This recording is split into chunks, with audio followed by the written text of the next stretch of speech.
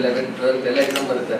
ಅದರ ಸಲುವಾಗಿ ನಾವು ಏನು ಪ್ಲಾನ್ ಮಾಡಿದ್ದೀವಿ ಅಂದರೆ ಒಂದು ಕಂಪಸ್ ಬಾಕ್ಸು, ಒಂದು ಪ್ಯಾಡು, ಒಂದು ಕಪಲ್ ಆಫ್ ಪೆನ್ಸ್ ಕೊಟ್ಟು ನಿಮ್ಮೊಂದು ಮೋಟಿವೇಶನ್ ಕೊಡ್ತಾ ಇದ್ದೀವಿ ಅಷ್ಟೇ.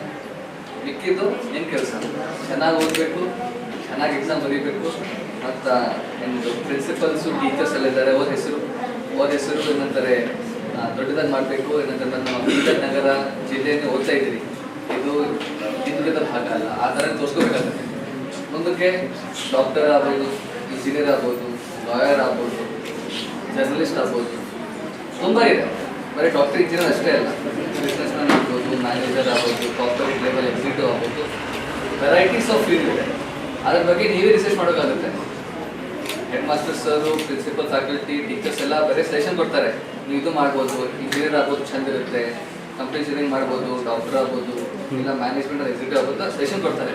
ಬಟ್ ನಿಮಗೆ ಇಷ್ಟ ಅದು ನೋಡ್ಕೋಬೇಕು. ನೀವು ಸ್ವಲ್ಪ ನಿಮ್ಮ ಪ್ರಯತ್ನದಿಂದ ಅರ್ಥ ಮಾಡ್ಕೋಬೇಕು, ನಾನು ಏನು ಓದಬೇಕು, ನಾನು ಏನು ಕೆಲಸ ಮಾಡಬೇಕು, ನಾನು ಏನು ಕೆಲಸ ನಂಗೆ ಇಷ್ಟ ಆಗುತ್ತೆ, ಆ ಥರ ಎಲ್ಲ ಯೋಚನೆ ಮಾಡಿ ನೀವು ಒಂದು ಗುರಿ ಇಟ್ಕೊಂಡೆ ಅದ್ರ ಪ್ರಕಾರ ಕೆಲಸ ಮಾಡ್ಕೊಂಡು ಹೋಗ್ಬೇಕು.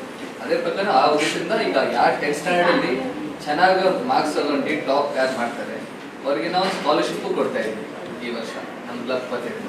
ರೀಸೆಂಟ್ಲಿ ನಾವು ಒಂದು ರೋಟರಿ ಕ್ರಿಕೆಟ್ ಪ್ರೀಮಿಯರ್ ಲೀಗ್ ಒಂದು ಕ್ರಿಕೆಟ್ ಟೂರ್ನಮೆಂಟ್ ಪ್ರೀಮಿಯರ್ ಲೀಗ್ ಅಂತ IPL ಥರನೇ ಒಂದು ಆರ್ಗನೈಸ್ ಮಾಡಿದ್ವಿ.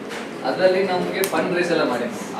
ಆ ದುಡ್ಡು ಸ್ಕಾಲರ್ಶಿಪ್ ಮುಖಾಂತರ ನಿಮಗೆ ಟಾಪ್ ಕಾಲೇಜಸ್ ಇದರಲ್ಲಿ ಟಾಪ್ ಕಾಲೇಜ್ ಇದೆಲ್ಲ ಯಾರು IIT NEET ಎಲ್ಲ ಸೀಟ್ಸ್ ಕನ್ಫರ್ಮ್ ಬರ್ತಾರೆ. ಸುಮಾರು ಕಾಲೇಜಸ್ ಇದೆ. ಆ ಕಾಲೇಜ್ ಯಾವ ಕಾಲೇಜ್ ನಿಮಗೆ ಇಷ್ಟ ಇದೆ ಅದ್ರ ಫೀಸ್ ನಾವು ಏನಂತರ ಕಟ್ತೀವಿ, ಅದ್ರ ಸ್ಕಾಲರ್ಶಿಪ್ ಮುಖಾಂತರ ನಾವೇ ಫೀಸ್ ಕಟ್ಬಿಡ್ತೀವಿ. ನಿಮ್ಮದು ಕೆಲಸ ಏನು ಬರೀ ಓದೋದು 11th 12th. ಬಟ್ ಅದರ ಸಲುವಾಗಿ ಈ SSLC ಎಕ್ಸಾಮ್ ಏನಿದೆಯಲ್ಲ ಅದರಲ್ಲಿ ಟಾಪಲ್ಲಿ ಬರಬೇಕು. ಟಾಪ್ ಸ್ಟೂಡೆಂಟ್ಸಿಗೆ ಇದು ಮಾಡ್ತಾರೆ. ಸೊ ಈ ವರ್ಷ ಹೆಂಗಿದೆ ಮತ್ತು ಮುಂದಿನ ವರ್ಷನೂ ನಾವು ಈ ಥರ ಸಪೋರ್ಟ್ ಮಾಡ್ತೀವಿ. ಧನ್ಯವಾದ.